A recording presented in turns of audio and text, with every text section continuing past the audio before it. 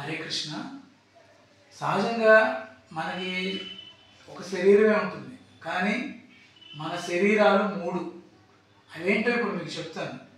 మనకి ఇప్పుడు మనం చూస్తున్న ఈ శరీరం స్థూల శరీరం.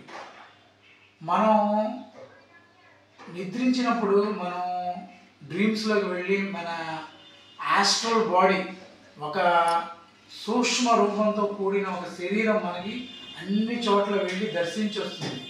దాన్ని సూక్ష్మ శరీరం అంటారు. మనం సపోజ్ నేను ఇక్కడ బృందావనంలో ఉన్న ఆంధ్రాలో ఏం జరుగుతుందని ఊహించాను అనుకోండి, మన థాట్ వెళ్ళి అక్కడ దర్శించి వస్తుంది. దాన్ని కారణ శరీరం అంటారు. సో మనం మొత్తం 3 శరీరాలు ఉన్నాయి: స్థూల శరీరం, సూక్ష్మ శరీరం, కారణ శరీరం. యోగాభ్యాసం చేసేవాళ్ళు స్థూల శరీరం, కారణ శరీరం, దివ్యం